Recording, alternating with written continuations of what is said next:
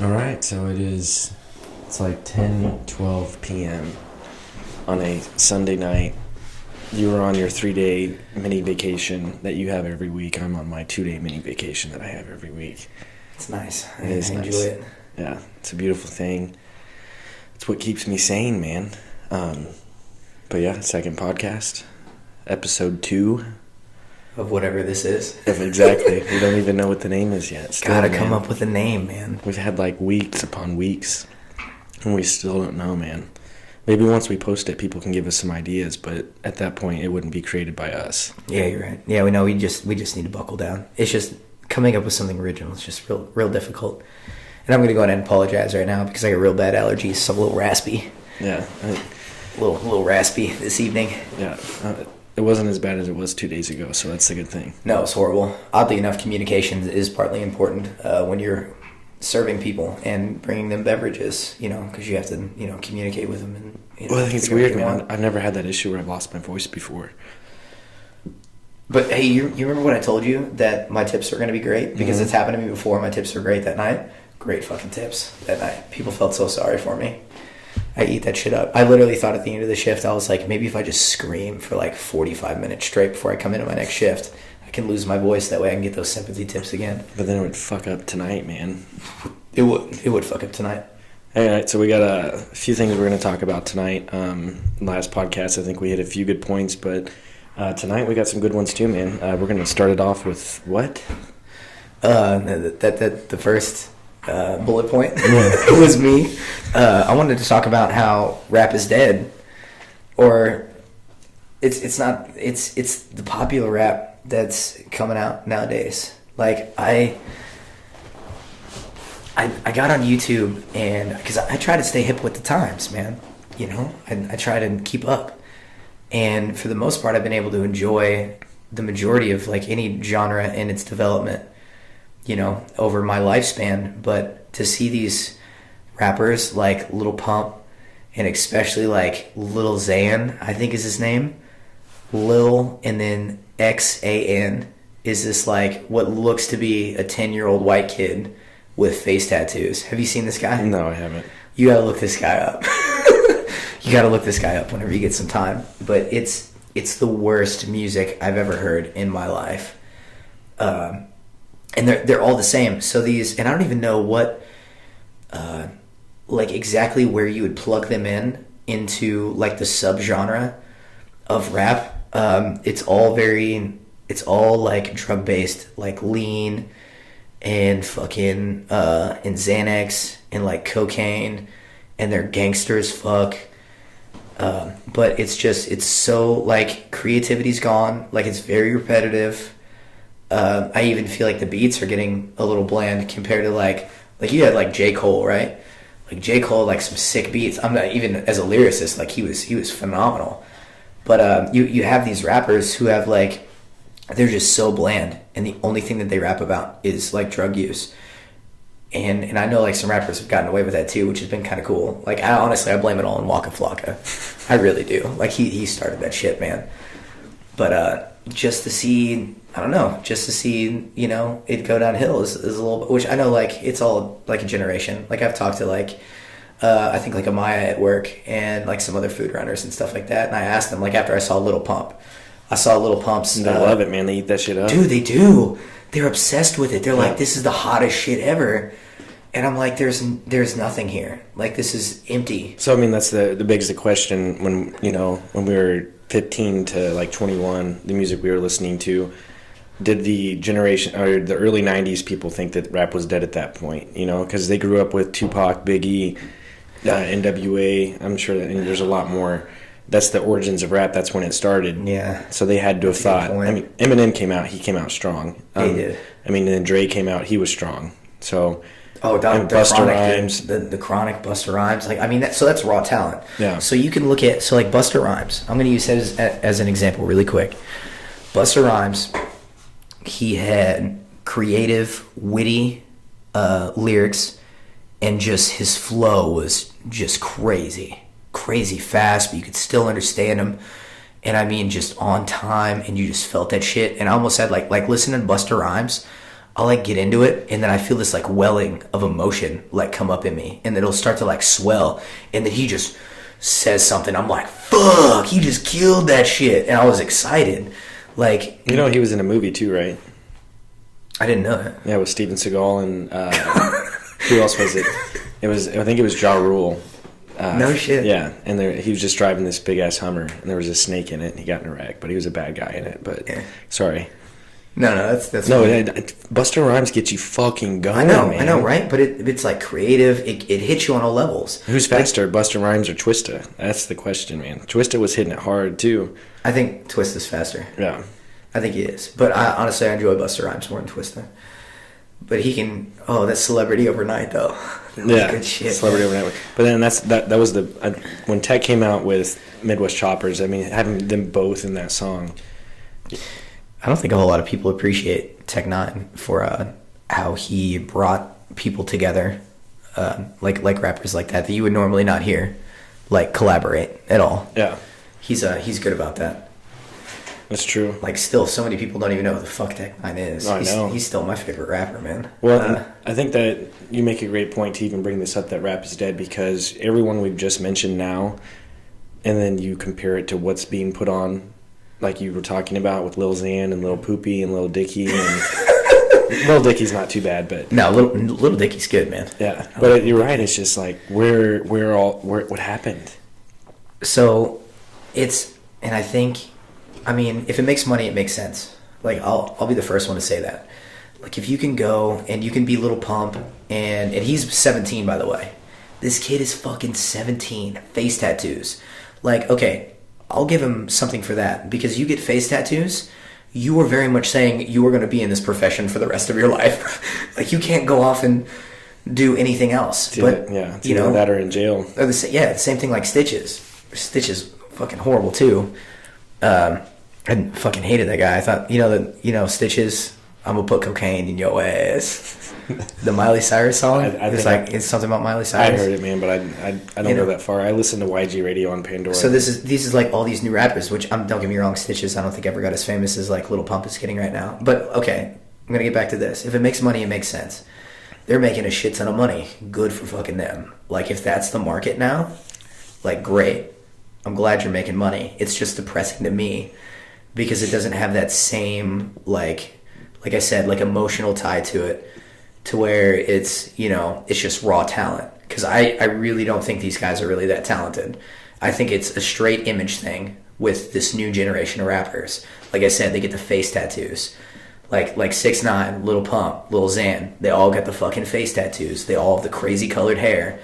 Just sip lean, smoke weed, and it's their image being sold, no longer their talent of being a rapper so much. Yeah. And I think maybe that's why I think it's more dead than anything else. I think right now it's just you have to have like that club banger hook, and that's it. Like, other than that, lyrics don't matter. It's just the hook that that's what they're looking for. But music, and like, this firsthand too, music's supposed to be like, yeah, you can have fun with it, but it's supposed to be an emotional experience too at some level, to where you're supposed to be, whether or not it's having fun or like getting sad, or feeling happy or getting your fucking heart broken. There should be this whole variation of emotions involved in it, and I just think that it's been dumbed down like quite a bit. Well, it has to be. I mean, for you to be 17 and be Lil Pump or Xan or whatever you're talking about, what is he truly Look up a picture of Lil Xan, dude. Okay. Take like 2 seconds to look up a picture of Lil Xan. Yeah. Like, this dude looks like he's fucking 12 years old, dude. And like, writing lyrics for me was hard, and my music's like subpar, like 5 out of 10 when I was doing it. Yeah. And it was hard to write music. I mean, a lot of the times I would have to just sit down, drink a few beers, not too many, just like and like, for some reason when Scotty and I, were doing music together, that's when I wrote my best lyrics.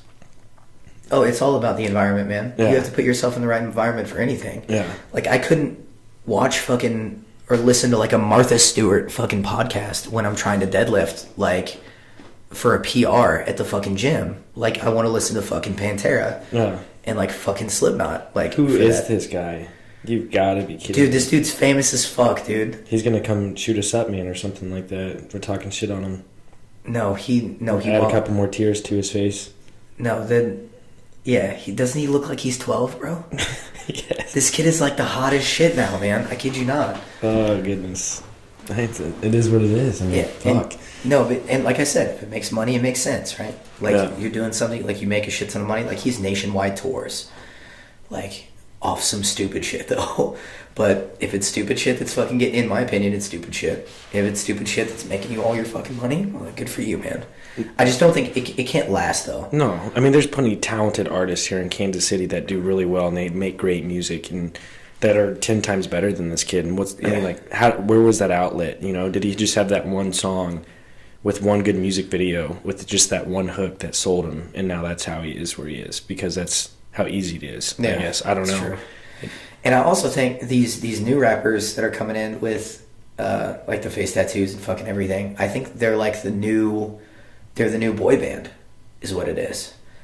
Like One Direction and shit like that. Like the music's really not that good. It's all the visual appeal. We are not millennials, man. They get a little. We're not, but we are subjected to saying that we are. I mean, they said it's the late 80s, early 90s is like the beginning stages of the millennials. No fucking way. Yeah. There is not a chance. We're definitely a little different. And who decided when the millennial age started? Fuck those people. Yeah. Fuck those people. Get them the fuck out of here. Nothing is numbers. Nothing is fucking numbers. We change on our fucking own account. But like there are some things where I can be like, if you were to list off like properties of what makes up a millennial, I'll agree with some of it, obviously. But I feel like anyone, like you could talk to a 50-year-old that would agree with some of those aspects too.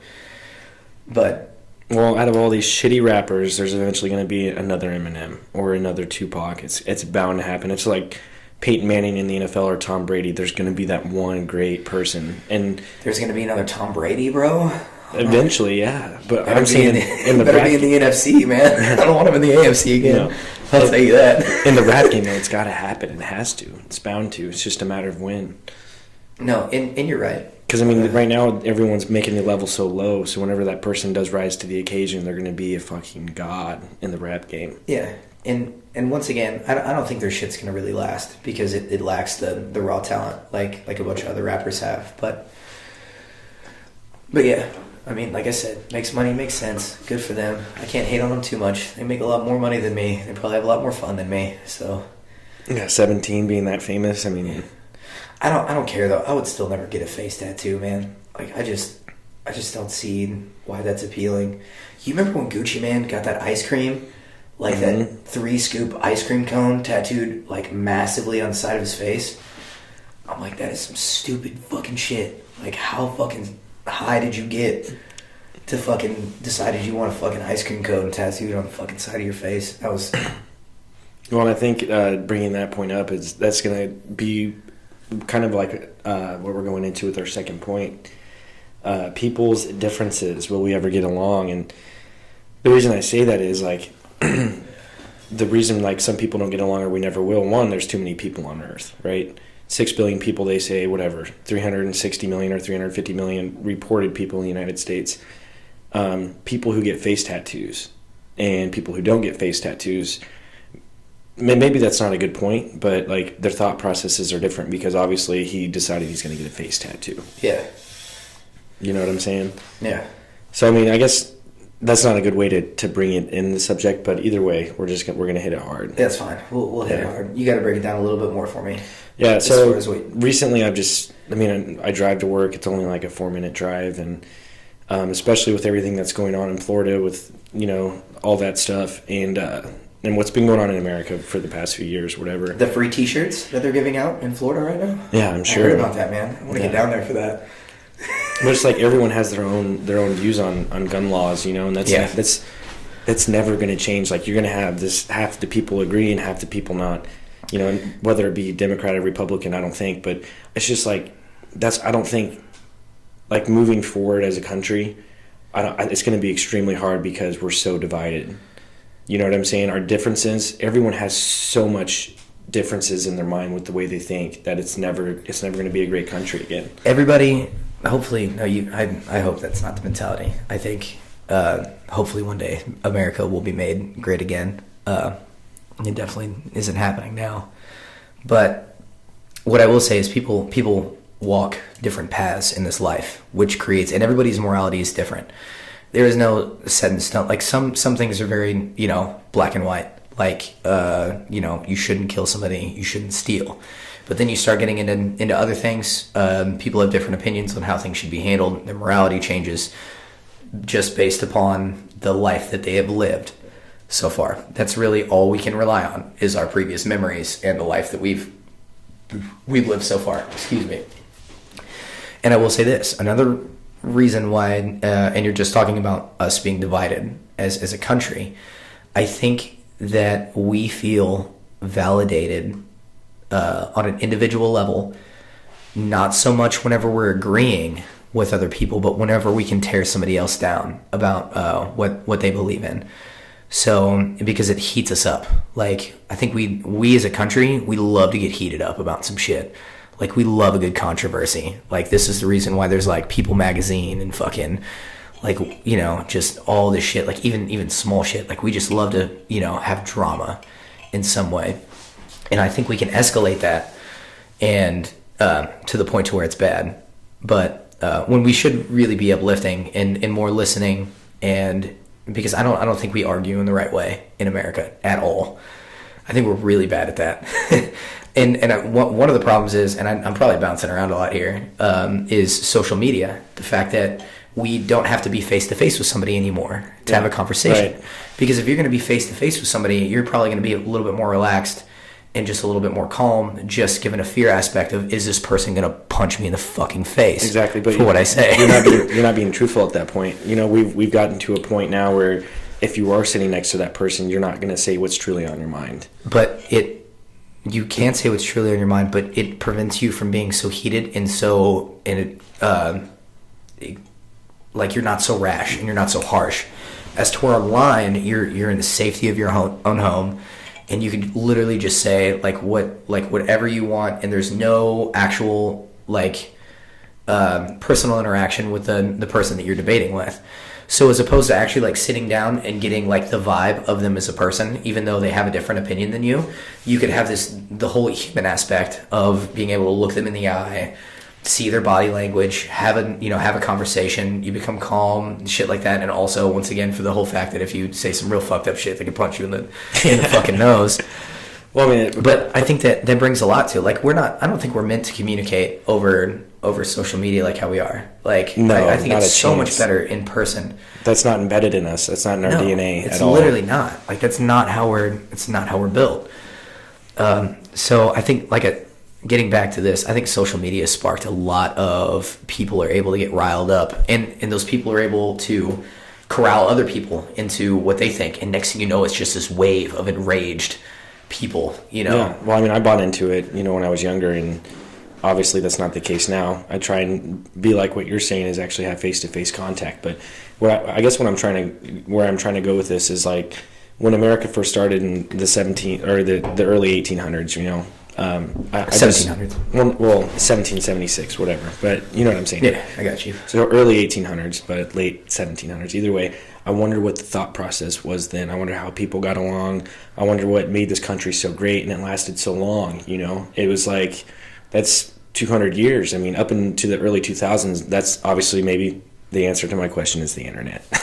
Yeah, no, the internet's been a huge effect on how we, on how we deal with our problems. But what do you think it was like back then? I mean, obviously you have no idea, but what do you think it was like waking up and the Congress, the United States Congress, when they would meet, I wonder what that process was like. I wish there was a C-SPAN at that time where they recorded it and we could just watch it. That would have been great, man. Yeah. I think, because a lot of the early founding fathers had a better idea of how the country should be now than political leaders are in office like today. I told you about this the other day. Thomas Jefferson thought that every 19 years the Constitution should be rewritten to prevent older generations from just saying, they can't come in and change everything. The whole idea of America, we were supposed to be super progressive. We were supposed to have all these freedoms of, being individuals and having freedom of religion, and we could be the country, built on just what the people wanted that lived in it. And he thought that the only way that could stay true is if the people could rewrite, the Constitution every. But imagine 19 years, but if these rappers who we have now are those are the kind of people that are writing the Constitution, after 20 years. Like, that's scary. Honestly, if we had Little Xan, if we had Little Xan sitting in here with us as a sit-in guest, I don't think he would say, I know everything that is wrong with this country politically and economically and environmentally. And he's like, what, I'm going to give you around a 12-hour presentation on how we're going to fix all this. Yeah. I don't see him doing that, man.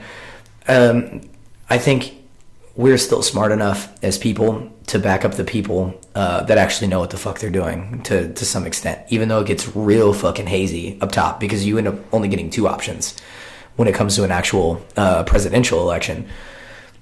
But I think we still have a decent amount of power as far as, and it also just comes down to who you decide to, spend your time listening to, and what, if you read books, what books you decide to read and things like that. I think we still have. So, I mean, that's influence, but yeah, we still decide influence, but influence that trickles down to everything else. Because we work as almost a singular organism. We all can't be fighting. If everybody is fighting, but we've gotten to a point now where with the situation in Florida now, we're 21 to buy an assault rifle, which I agree with. I don't know why it wasn't like that before, but I think that's a great thing if that's truly what's going to happen. No more bump stock. I don't need to be able to shoot a gun faster. That's cool.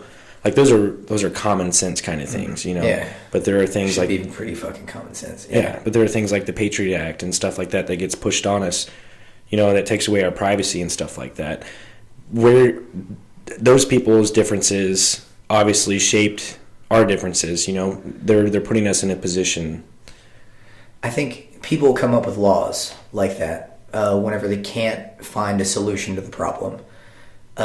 So they say, hey, here's a problem. We can't figure out the solution, so let's just make some shit illegal and throw some people in fucking jail for it. That's what America is best at. Yeah. Thank you. I mean, you kind of just took, that's what I was trying to say. Yeah. Appreciate that.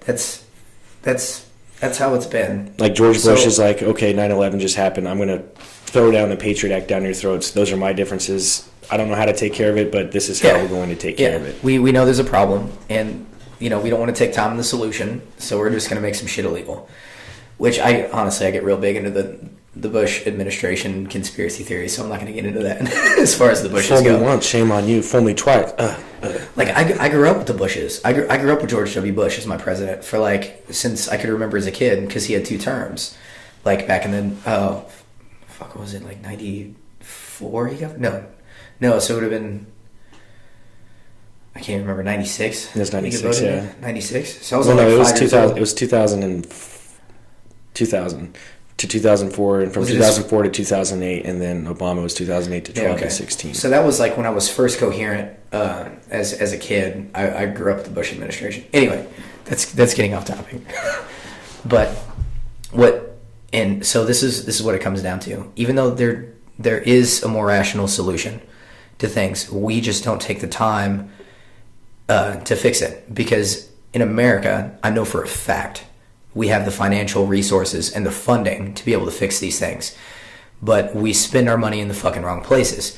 If you were to say, let's take the school shooting for an example, and I might be wrong on this, but I'm a big advocate of, let's educate people, let's help them figure out who they're going to be, let's make sure that they're in a happy environment in school, let's just try to create the best environment, the best learning environment for them. I would think that would help a lot of these school shooting problems that have happened. I don't know if this is correlated, but whenever George W. Bush, first term, he passed the No Kid Left Behind Act. Yeah, No Child Left Behind Act. No Child Left Behind Act. Or I don't know if it was an act or not, but it was No Child Left Behind. Where literally it was an act. Mm-hmm. So it was literally, you could be dumb as fuck, and they put you in fucking horrible school scenarios, and they just kept passing you off. And even though it wasn't working, they're like, oh, it's not working, but we're just trying to get you out of here. That's not good. This is your future. These are the kids that are going to be running the country. You should be a little bit more worried about this. You notice how maybe school shootings have spiked in the past, 10 years, 10, right. 15 years. I don't know if there's a correlation between that or not. So maybe spending a little bit more time on education and maybe the school process. And I know a lot of that, like, those kids come from troubled homes too.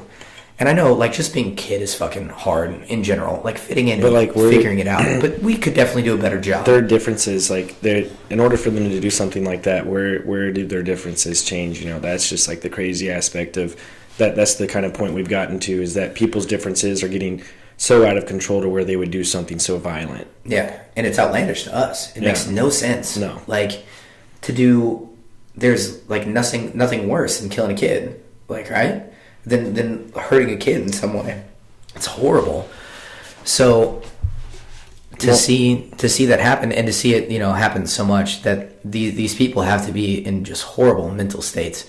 So there has to be there's some other fix behind it, in my opinion, than just and it could be like maybe making medicine like more affordable. Well, I think he was on lots of medicines. I mean, so maybe being properly diagnosed, and maybe not being like, so maybe a doctor is forced by like big pharma to sell as much of this shit as he can and put it in fucking people's mouths just because that's what makes money. Maybe that's a problem there. Like, there's all sorts of things, and I don't think it just comes up with making laws that directly fixes it. But and it's probably a bunch of different variables. There's no one set thing, but yeah, it's a lot of things, and I don't think it's just difficult because we have corrupt lawmakers, man. Not to get the conspiracy theory, but that's just the hardest we thing. have corrupt ass fucking lawmakers. Differences are a part of life. Everyone's different. That's what makes this human experience so enjoyable yet so frightening. And it's just, where did we go wrong? What has happened? Are our differences that bad to where we have so much crime, so much, you know, so many shootings, so many wars? Why are our differences like that? You know, that's why I brought the subject up, and it's not an easy answer question to answer, but it's so fascinating, and it should be talked about more. Yeah. Because up until you start talking about it, and I think it's the fucking Fibonacci sequence is what it is. It's progression. You can't go any farther and be better until you've done something to fucking get there. So it's all about progress, and progress, you go through a little bit of pain with progress on an individual level, and on a cultural level. You know, you have to go through some shit to get better. I think our problem is that we're not learning from the shit that's happened. Like, just the fact that we're in 2018 and we're still like overseas and at war with a country, like, this should have been done like forever ago. Like, there's like why is it blows my mind. Like, we have such knowledge now and so much understanding, so many resources, so much access to information. Like, why is this shit still happening? Like, oh man. And like you said, there's so many things that boggles my mind. Yeah, that dude. pushes you into conspiracy theories, which, you know, that everyone has their own differences on that as well. So, but everything you just said is true. Like, with the technology we have now, we should be in a better place, and we're definitely not. And I think it's because of the top 1%'s differences. They control how the differences work. And this isn't even conspiracy theory anymore. Like, this has been proven. Like, you can take anything from the electric car being destroyed by Ford back in the fucking like mid 80s or whatever it was, to make sure that oil wasn't fucking gone. Everything's so, but it's not how we're designed to be. We're designed to be progressive, to think this is the best way to do it now. Something new comes in, and then we fix it, and then we move on, we become better. We're now stuck because of, now we have this thing called money, which has, in all honesty, which I know would be impossible. Like, you can't just get rid of money. So I have no answer for this whatsoever about how you fix money, but money has caused a lot of fucking problems because it puts people in power, and they don't want to lose their money, and they don't want to be progressive, and it makes things, you know, just damaging to the environment, to the individual, to the society in general. And that's where it starts, and that's where it will never end, man. Yeah. Because if we have and money, that's what it is. If you really want to break it down, it's money, man. Money's caused the problem. I mean, natural instinct is power, right? So we'll always have that instinct. There'll always be that. I mean, especially with the way we've advanced this far in our history in the simulation that you and I believe that this is a simulation. But either way, it's a possibility that's a simulation. It's more possibility. It's more likely it is a simulation than it's not a simulation. Someone, I mean, like, and I've heard in different kinds of podcasts people saying, "Well, they want that power. Well, they want to know everything." No, there are some people like that, but there are also people on the other end of the spectrum too that have money but don't care about power so much. But the problem is they don't show up because they're not affecting things, because they're not so worried about it. Like there's all kinds of it's crazy, man. It's a crazy world we live in. It is. You just have to hope for the best, and at some point, like, change is going to happen no matter what. I think just change is being heavily fucking suppressed right now, and where we should be, like, we should probably be 50 years ahead in technology, really, from where we are right now. But they suppress that shit hella. Yeah. I mean, they're making money off of it. Why not? I guess sometimes you just got to go camping, man. You just have to go camping. You got to go camping. You got to get away from it all. Yes. From time to time, man. I think that gives you a level head. That's the difference maker, I guess. I think if more people went camping and get in tune with Mother Earth, then they'd have a better understanding of the world. Yeah, and we say that, but yet the last time we went camping was probably almost 10 years ago. Fuck, that wasn't 10 years, dude. We're not getting that fucking old. It was, man. Oh, okay, probably like 8 years. No, it was. It was 6 years, dude. No, it was 6 years. No, it was right. I lived in the barn right after high school, so I was either 19 or 20. So it was either 8 or 9 years ago. Because I wasn't 21 yet. I'm only 20. Oh wait, what? You were either 17 or 18, man. Are you talking about whenever we went to Moab? Yeah. Dude, I was like 21. You were? I was 21, bro. No. Yes. Because you remember going to the Mexican-Italian restaurant there. Right. All of us were 21 but Jordan, but they didn't card him. I remember this specifically. Okay, fair enough. I remember this specifically. So 5 years ago. This is 6 years ago. 6 years. That's a long time, man. It is a long time. Trying to make me feel old as fuck. Fuck you, Paul. God damn it. No, that was... So anyways, Moab was a beautiful place, man. Camping there was unreal. I can't wait to go back. I know. I think when Carrie and I get married in July, I'm gonna take a week off, and I'm taking her to Moab. Like, that's where we're going. It's the most beautiful place I've ever been in my life, which I haven't been too many places, but I've always made it a point to specifically go back to Devil's Garden in Moab. Yeah, it was unreal, man. Like, we were so engrossed in drinking every single night at that point in our lives, and it happened afterwards too, but to take that 7-day break, and just see that, it was unreal. Yeah, no, it's definitely a beautiful experience. Just being able to get out into a vast wilderness of just beautiful landscape and just go exploring. Like, I think it's a part of the human nature to explore Mother Nature, and it's such a great thing to have happen, an experience. Like, there's nothing wrong with having a beautiful house and shit like that and spending time inside, but you need to get out and look at the sky and the sky. Oh, dude, I remember the stars out there just blew my mind. Well, that's what I was going to ask you. So when we first got there, we camped next to the Colorado River in Moab. Remember, it was 2 cliffs that just were surrounding us in a river. Yep. And I mean, the cliffs were like 200 or 300 feet tall. Like, It was just insane. So it's like either camping there, which was amazing, but the stars weren't as good as in Canyonlands. Canyonlands, that's where the stars were just like, holy smoke, dude. Yeah, shit was crazy. There's something about waking up by the river and then just watching the sun come in and then hit like the red cliffs in the morning. It was just absolutely beautiful. And the stars at nighttime. And you bond with people obviously too. Like whenever you go with people, like, you get on this whole like this is what our ancestors did. A little, not to the same extent, but you're like reliving kind of what it was like, and more of the like I feel like you get back to your roots whenever you get back down to out in Mother Nature. But we were young, and that was the first time I did a trip like that. I've never, yeah. I never went outside of Missouri at that point in my life. I don't think I camped a few times out in the Ozarks. And that was fun. That was peaceful, but it was nothing compared to the desert. Yeah, Yeah. dude, nothing like it. And the sand dunes were fucking great too. Yeah. Sand dunes out in Denver. And Lake Powell. I mean, it's the third largest man-made lake, and it was like the ocean almost. I mean, it was just. Yeah, dude, it's like a whole other planet out there in Utah. I can't wait to go back. I would like to go to some other national parks too. I like to do a little bit of the Appalachian Trail at some point too in my life, but.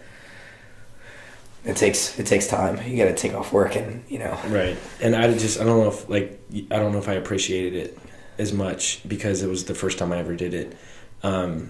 Shortly after, a few years after, I went to Colorado to Estes Park, and knowing what I knew at that point, I think I enjoyed it a lot more. Especially the viewpoints. You work so hard to get to that viewpoint. I mean, there was a trail that Blake and I walked. Took like 2 hours to walk up the mountain. And just the view was I just can't even describe it, man. It was just, like you said, Mother Nature is just so beautiful. Yeah, it's intense too. Like, you feel small out there, and you get a good sense of how insignificant you are, and and you're observing all this. And no, it's all around a beautiful experience. I think it causes a lot of philosophical thought too. While you're out there, like what is this? Why is it so beautiful? And what's my purpose in all this? Well, Devil's Garden, like you said, I mean that especially. I mean, when we got up to the top, I looked out in the vastness, and it was. I'll say it to this day, like it was a dream. It's crazy. It was literally. It's like I was looking in a dream. You talking about like right around like Dark Angel, and you saw just the canyon, and then we went up on that like I don't even know what it's called. Like a huge rock. Yeah. Yeah, but it was like it was like wedge shaped. Yeah. And you get up to the top, and it's just, you're right, everything is so vast and just so immense. Yeah, no, I can't wait. I can't wait till I can do something like that and smoke some weed while I'm out there too. Oh man, I did that in Colorado, and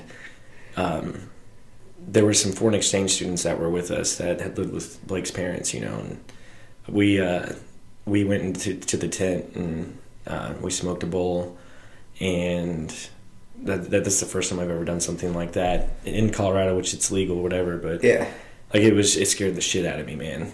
I mean, the weed's potent as fuck out there, dude. You gotta be careful with that shit. Yeah, I know, but it was. I think the reason why was just because I'm just very paranoid when I smoke marijuana. So I'm just sitting there looking at these massive mountains, and I'm high, and I've never been high around massive mountains.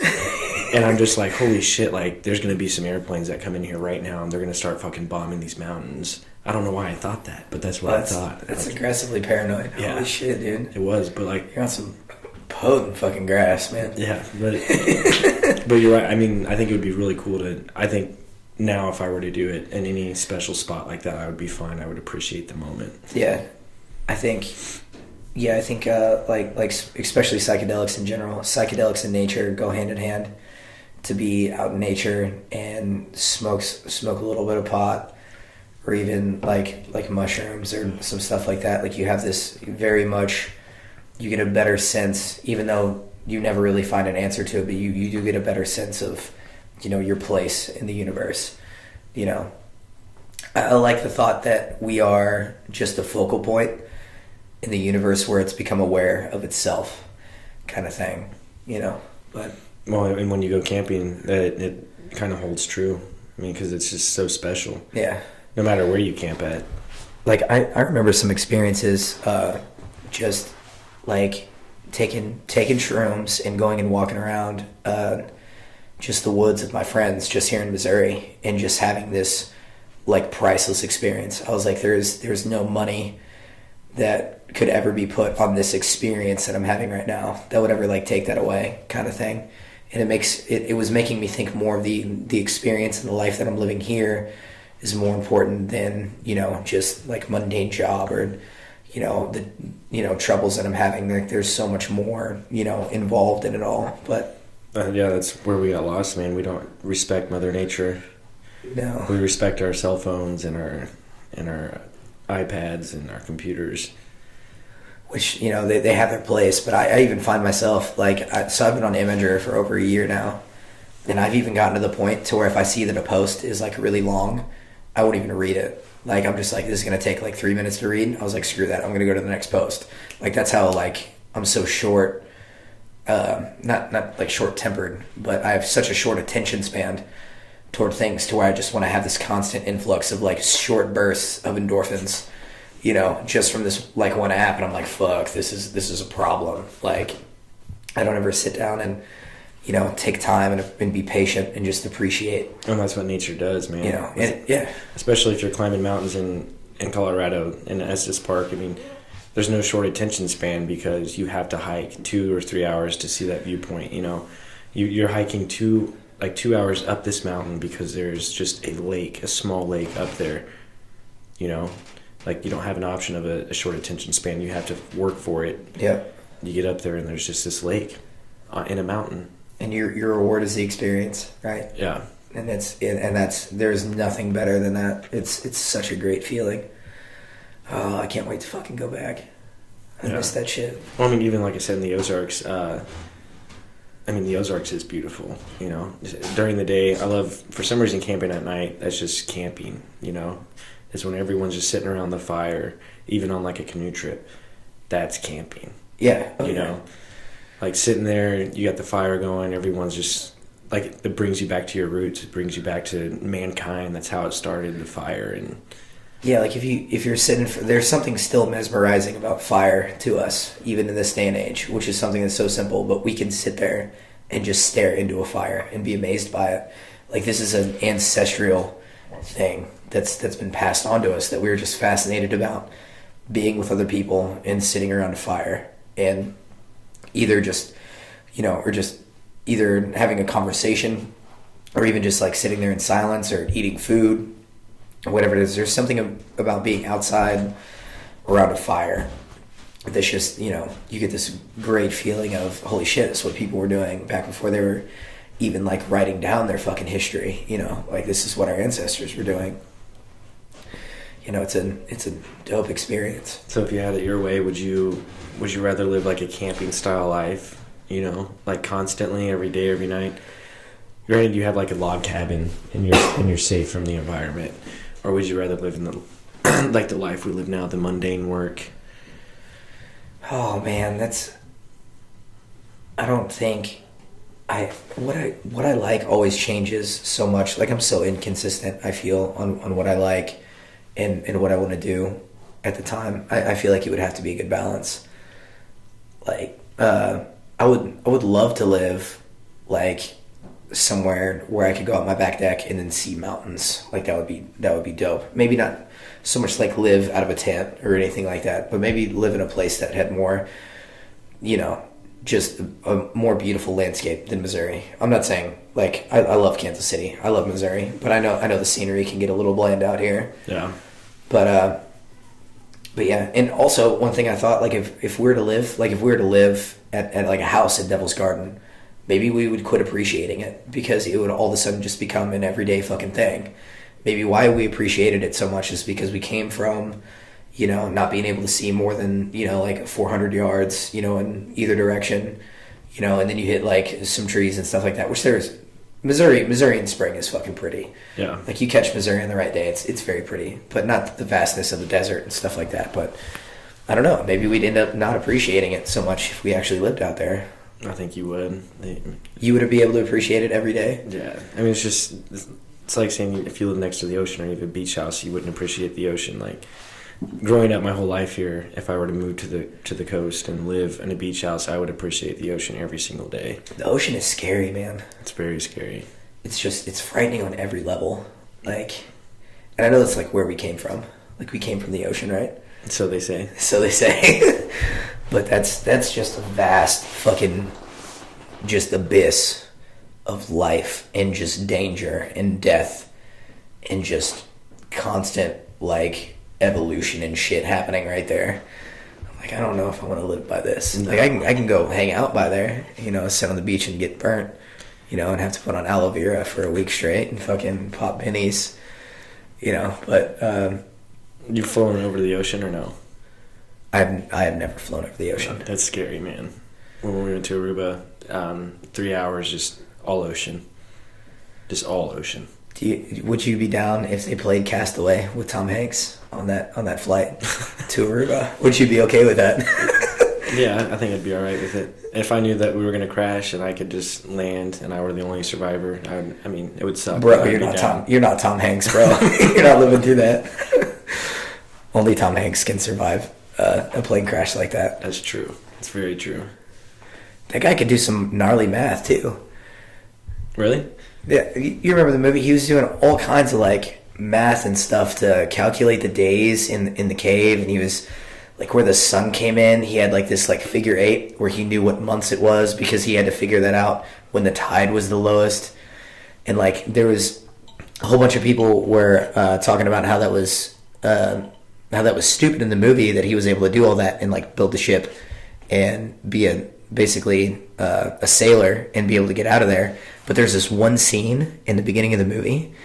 It's like within the first 5 minutes where this camera scans over and it shows him as a kid next to a sailboat and then all these sailing awards. So I didn't know that. Yeah, so that's where he got all that. Like that was it was literally like 5 seconds in that movie where you see all these like sailing awards and pictures of him by boats and stuff like that. That's where like he already had that information whenever he was on the island. Naturally, it would happen to someone like that. Of course. Well, you have to make a good story, man. Yeah, I'm just saying that's cinema. That's truly probably how it would go down in real life too.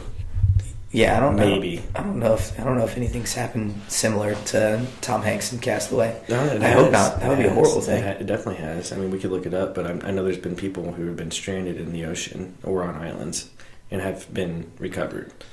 Like I'm partially introverted myself. Like I think I'm a good mix of extroverted and introverted, but I don't think I could only go so long without human interaction before I went crazy. Like we're meant to socially interact. Yeah, like we literally start losing our fucking minds. Like if we don't have somebody to talk to, like even just like random people, they don't even have to speak the same language, but we just need human interaction at some point. It's like. I couldn't imagine being on an island. Well, he's on that island for like 5 years, I think. Something crazy. Yeah. Could you go 5 years talking to a volleyball? Well, I mean, another human instinct is to survive, man. So you would. Yeah, to an extent, it takes a strong mind, man. Yeah, you'd and be a strong soul. You'd be surprised. I think anyone put in that position, I think majority of the time, it would be this. I mean, people would want the same thing in that situation, and they would try their hardest. Yeah, that'd be fucking brutal though. Yeah. I remember in fucking Castaway, the only time I've cried over an inanimate object was when Wilson floated away in the ocean. Yeah. Dude, I was just crying like a little bitch, man. And every time, like, I watched that movie tonight, I would still fucking cry whenever Wilson fucking floats away. I remember I went and saw that in theater, man. You saw it in theaters? I did, never saw it in theaters. I remember, I think it was at Ward Parkway. Nice. It was good times. Yeah. Yeah, it's a great movie. I could watch it over and over again. I have it on Blu-ray. So. Oh yeah, dude. I just love Tom Hanks in fucking general. His shit's so good. Yeah. Yeah, I don't know why they don't make movies like that anymore. I don't know if I'm just getting old, where I'm like everything's not as good as it used to be. Oh, they're still good movies, man. I haven't had time to watch any movies. Dude, I haven't been to the movie theater in forever. Yeah, I need to change that. Eventually it'll happen. Once you have a kid, man, it just everything for the first year is about that kid. So that's how it goes with children. So last thing we want to hit up today, man. Oh god, this is gonna be a rough transition. I don't even know why I put it down, but I mean we don't even. No, let's just hop into it. Fuck it. No, it'll be good. I mean, we'll bring it back up because the camping brought it down low. Yeah. Now let's bring it back up. What about Trump, man? Like, what's going on with Trump? What about Trump? Oh man, that fucking guy. I think he's senile. I really do. You think so? I think he like. Do you ever think that he thought he wasn't going to win? No, not a chance. So you thought that he was just had that much raw confidence to where he's like, I'm for sure fucking winning this shit. Oh yeah. I don't know. I don't think he was fucking ready for the job. I think everybody or the people who voted for him like the idea that a politician, or somebody, wasn't a politician, was running for office. But I mean, He's probably going to go down as one of the worst presidents. No way, man. You don't think so? No. You don't think so? He hasn't even really implemented anything that he's done yet, except for the new taxes, which is a good thing. I mean, I'm seeing more money on my paycheck. For someone who's not a server, you make more money now. He's smart, man, especially when it comes to money. So I don't see what's wrong with that. But all that fluctuates in the end.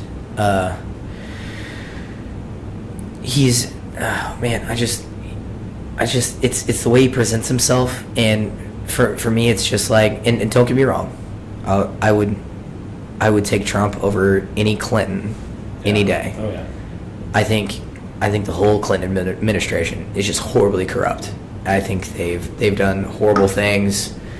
They're not good people. Like, I still think it would be worse with Hillary Clinton as president, besides Donald Trump, which that's a horrible thing. Like, us as people should never be put in that position. Have you ever watched any of I like Bernie Sanders, man. I really do. Like the more and more I look back on Bernie Sanders, not everything can be for free, man. I was so into Bernie Sanders, man. I was huge into Bernie Sanders. Bernie Sanders just needed like 65 billion, I think, for free education to get free college going for people. We spent like 165 billion just on fucking military. That way we can have a military presence like throughout the world. Why is that necessary? Like with America, why do we need that much of a military presence? Nothing's ever for free, man. Either way, we're either paying for military, or we're paying for education. But what would be better for a society? Like, if you're a progressive society, I would like to think that you would worry a little bit more about education than you do with war. What I'm saying is, he says that everything's free, but it's not. What I'm saying is taxes would have went up. If Bernie Sanders were president, our taxes would have increased. Well, you'd have to switch some shit around. But I think people are very much afraid of change. He's very socialist, for real. And I just don't think we're ready for Bernie Sanders. Like, in a perfect world, like let's say just everybody's fucking chill with each other, right? Like, Bernie Sanders sounds fucking great. Oh, yeah. Like, come on. Fuck yeah. Where I could go to school right now. Man. It's zeitgeist. It's I forget what they called it at the end. Like a perfect society or a utopia. But they called it something like the green something. And not everything can be for free, man. Everything has its price. No, because you have to put energy into something to get anything. We live in a world of almost like, I'd say, karma, to where you only get what you give in this world. Nobody ever really ends up getting something for free. Everything comes at a cost, to some extent. Like, whether or not it just comes down to bearing the burden of having, like, whenever you win the lottery, well, now you bear the burden of having that much money. Like you now have $1 billion, but you're not a $1 billion person. You don't have a $1 billion mindset. The majority of those people end up going bankrupt just because they weren't ready for that amount of money. Right. It takes, Have you ever seen videos of Trump when he was younger? Yeah. You watch. Like, the dude was a fucking salesman, man. Dude. The guy was a boss, dude. He was. That's what I'm saying. Like, what happened to that guy? Age. I know, that's what I'm talking about. I think he's fucking senile. Like, he's still got a little bit of it. I mean, like, when he had his presidential debates and stuff like that, you couldn't go from watching Trump when he was younger to watching that, because you'd be like, what the fuck happened? Yep. So, I mean, age definitely does do its thing, but he was so smooth, and now he's just not. Yeah, that's what I was getting at, to where I'm like, this guy's fucking senile. He needs to get the fuck off Twitter. But he still has that instinctual mindset that he had when he was younger. I don't think that you would lose that. Oh, I mean, drive could go down. I mean, what's wrong with changing the taxes? Like, he wants H&R Block to be no longer existent. Like, he wants to cut the middleman out to where taxes are so easy that it's literally on one piece of paper and you can read it and you know what it means. So next year, we're going to have new tax forms. He says it's going to be easy as the ABCs, or I forget how he put it. But literally, H&R Block, they are freaking the fuck out because he wants to cut them out. TurboTax, H&R Block. I don't like how complicated it is. I don't either. That sounds great. But before, like, I was being irrational 27-year-old, was able to sit down and do my taxes by myself through H&R Block, actually, just online. Right. You just answer a bunch of fucking questions. And it's easy, but he's going to make the form a lot easier. And that's fine. I'm all for that. Make it easier. Simplify it.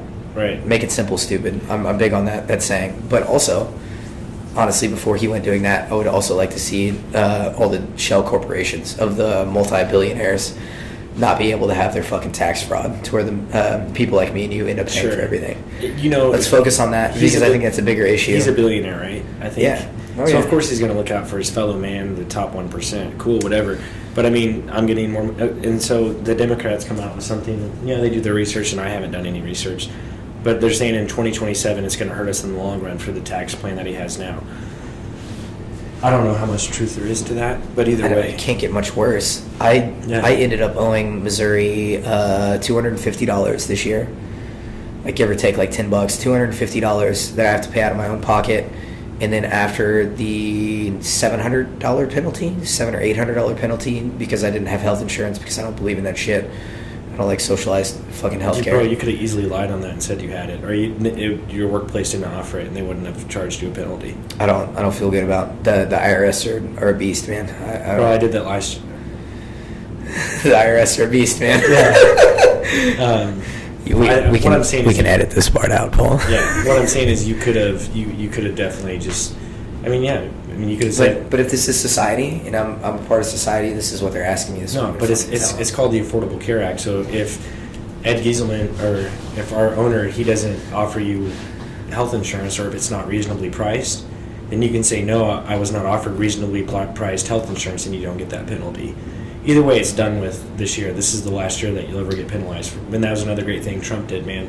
Obama fucking says, man, I'm gonna penalize you for not having health insurance. No, it's stupid. That's absolutely stupid. It's un-American. Any time that you're forcing the middle class, and the middle class is the only people who fucking suffered from that shit, because you're gonna tell me that I need to pay $200 a month for catastrophic health insurance.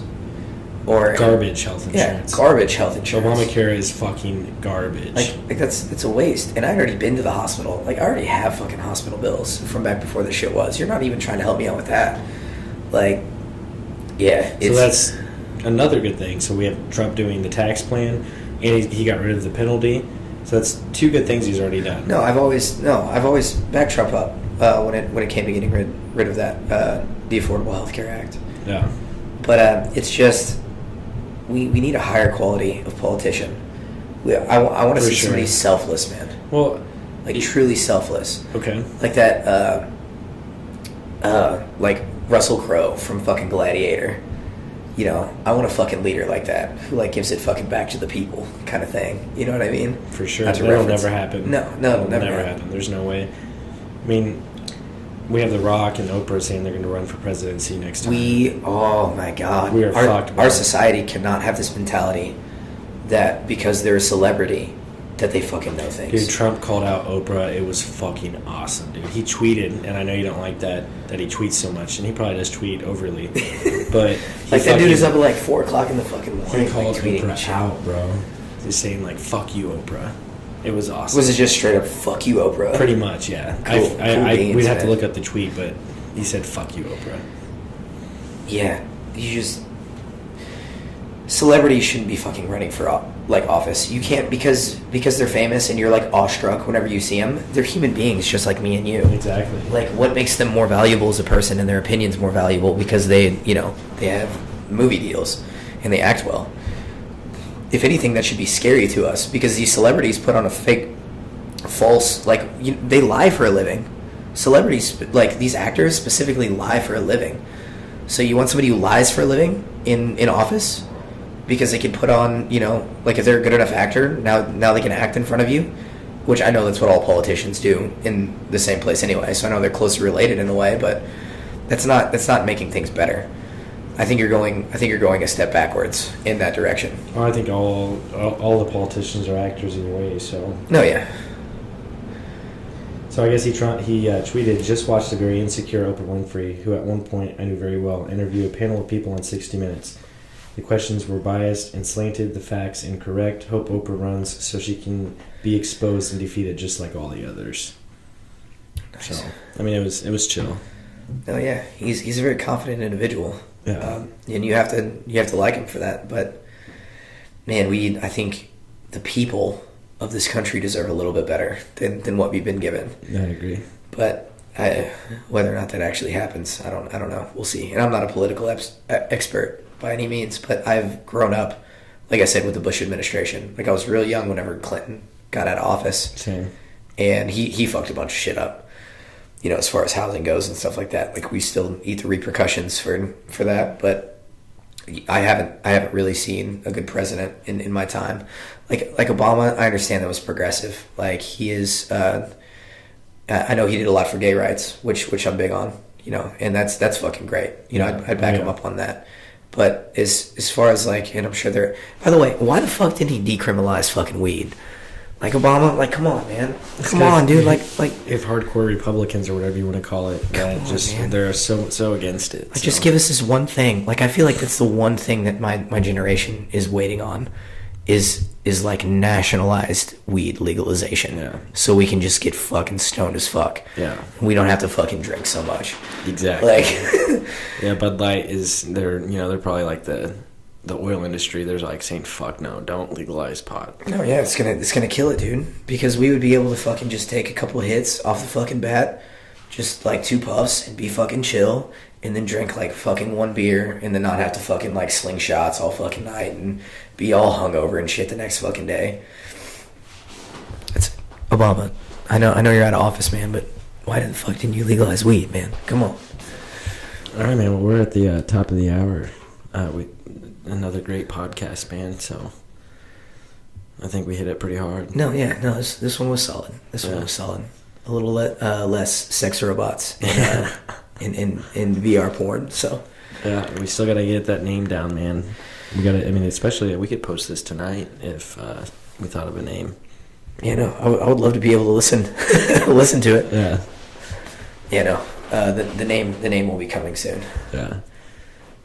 Very true. Coming soon to your mother's basement that you're living in. Yeah. And because that'll be the people who listen to us. They'll totally be in their mother's basement. Yeah, I hope they're big fans, man. We'll have to make some shirts and shit. We will. We'll make some merchandise. Some snapback fucking hats. You know, and maybe some booty shorts with the name of our podcast on the back of them. That was one thing I did, man, when Blake and I were in Colorado, right? I had these business cards made that had said P-Wiz on it for my rap channel, you know, and my YouTube channel. And when we hiked that mountain, man, so first we do this, we camped next to these mountains, and Blake gives me shit for this still. We couldn't find the trail to climb up the mountain. I literally made me, him, and Samantha and Phil. We had to walk. Never mind. I don't know where I'm trying to go. This doesn't revolve. I don't know why I said revert, but I thought we could get back to our campsite because I thought it was one big circle, right? Yeah. So we were going. Looped. Yeah. But it didn't loop. Oh, so we literally walked an hour west, and I'm like, yeah, like the campsite's gonna be over here. An hour goes by, and they're like, Paul, like, where the fuck are we? I'm like, oh yeah, you're probably right. We need to turn back around. Paul gets everybody killed out in the wilderness. Yeah. Well, we saw some mooses, bro, and I guess mooses get aggressive. Oh yeah, dude, they'll fuck your shit up. But they weren't with us. Stomp your throat, man. Yeah, I guess a couple weeks before they had actually killed like a 7-year-old kid. That's stomping on it. But, that's real aggressive. But either way, sorry. I took this business card, man, and when Blake and I hiked up this mountain, it's like I told you, it took 2 to 3 hours. And when we got up there was like this little cabin, and you climbed up it, and that's when you saw the viewpoint of just the mountains, you know, and just this openness. And I fucking left a business card up there, P-Wiz, bro. My fucking rap channel and all that shit, and I was like, that's what's up. You probably got like 1 view from that. Cool, man. Well, I mean, I look forward to doing the podcast either next week or the week after, man. Yeah, we'll get it going. We're gonna get this ball rolling. It'll be a good thing. Yes, sir.